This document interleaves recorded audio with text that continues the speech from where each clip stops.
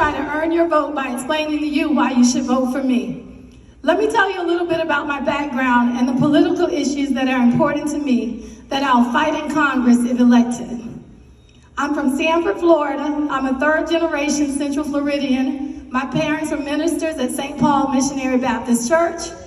I've owned a business in Orlando for over 20 years, so I know this area and what the people in this area need, want, and deserve. I also know how important it is to bring money and jobs in this community so that small businesses can thrive and people can earn a livable wage. You know about that, Leslie. Yes. At the age of 18, I enlisted in the Navy. I didn't think I could afford college, so making sure that everyone who wanted to go to college or a vocational school, regardless of their ability to pay, and without taking out student loans that will put them in lifelong debt, is important to me. At the age of 20, I became a single mother. I had my son via an emergency C-section in a military hospital. I was blessed that I didn't have to pay for that. So making sure that everyone has universal health care, regardless of affordability, can afford prescription drugs, and seniors and those with disabilities have home care if they need it, is important to me. At the age of 22, I got and applied to Hampton University, an HBCU in Virginia. I was on an NROTC scholarship. I couldn't live on campus because I had a child. So making sure that people have affordable and safe housing, free preschool for kids, child tax credits, and a livable wage to take care of their families is important to me. After graduating from Hampton, I went into the Navy. I traveled to over 16 countries. I was a naval intelligence officer.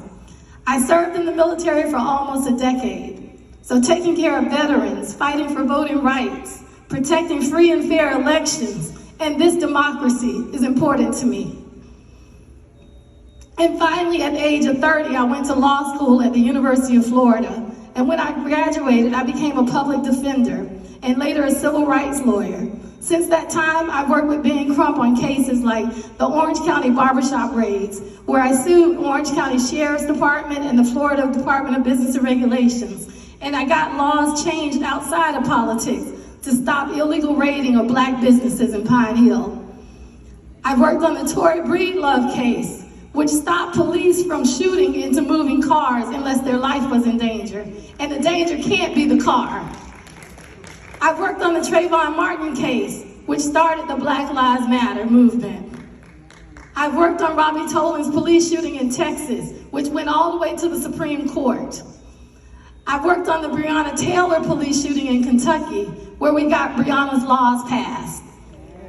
I've seen in my own family how the criminal justice system discriminates against poor people and people of color.